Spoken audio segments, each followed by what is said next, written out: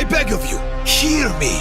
The beast cannot give you what you desire. Why have one when you can have many? Acolytes, give your life for your queen. I am eternal!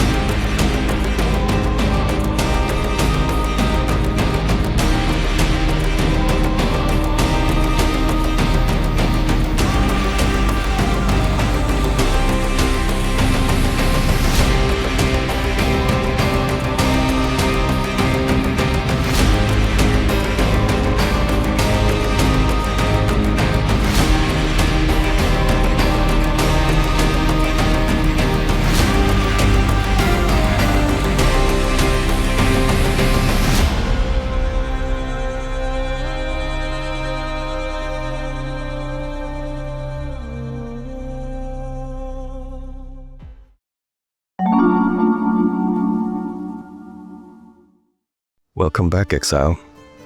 You might have noticed that this is not PoE 1. Nope.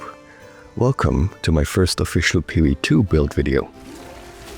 I haven't played this game since early access release, so I gave it another chance in patch 0.4, and I must say I'm glad I did. I actually enjoy the game now. Anyhow, what you're looking at is a self-igniting titan that stacks life, fire and ignite damage.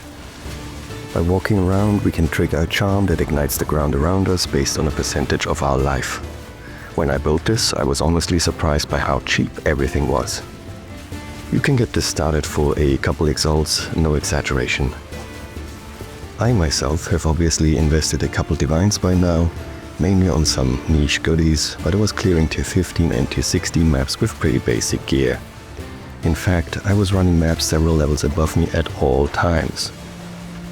That said, before we get into this, I have to mention that this build requires a set of very specific unique items that you can only start using at level 52 and above. The thing is, I don't know if what I got here is actually a good build. I don't have any proper reference material, as all I ever see posted on Reddit is some high investment builds using broken mechanics, yet to me the build feels really strong. I have no idea whether the content I'm doing is supposed to be more difficult. Maybe I'm gaslighting myself into thinking it's better than what it is, so feel free to let me know in the comments whether I'm wrong or not. I would really love to know. Anyhow, let's dive into the mechanics. The main components of this build are made up of Path of Fury, Pragmatism, and I have no idea how to actually pronounce this. Beira's Anguish? I'm not sure. The whole combo only functions with the self-immolation passive that reflects ignites you inflict back to you. That's it, that's your whole arsenal of damage. From that point on, all you do is stack ignite and fire damage as well as life as much as you can. Because Path of Building doesn't have this mechanic implemented yet, I used a level 1 Incinerate and its ignited ground to simulate a point of reference.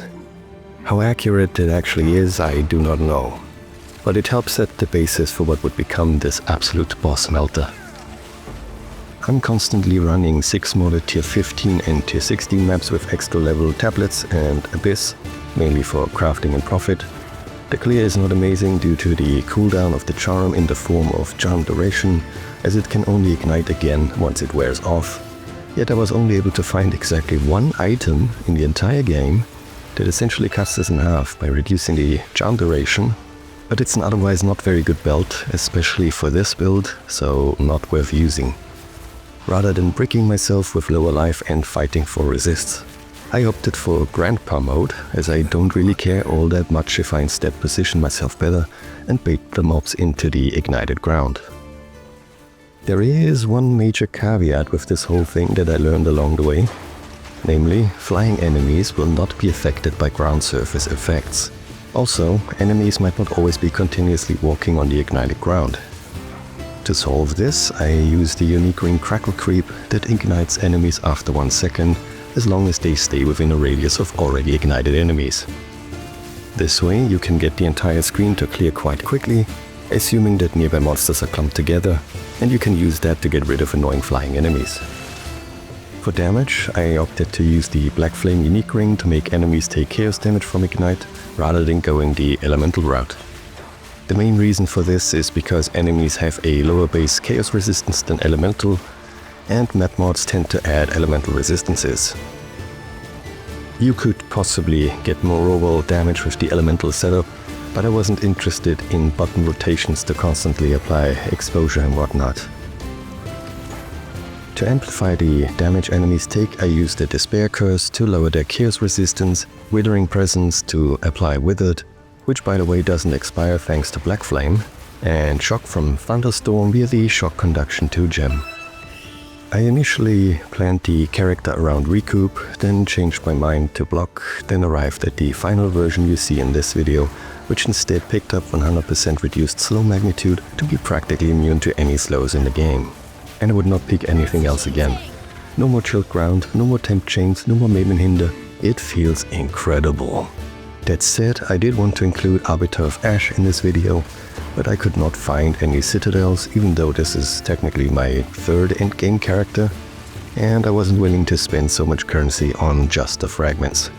Still, I hope you enjoyed what I had to offer. Anyway, the rest of what you want to know should be covered by the POV template in the description. If you have any questions, feel free to drop them down below. Merry Christmas and thank you for watching, and I will see you next time. Cheers!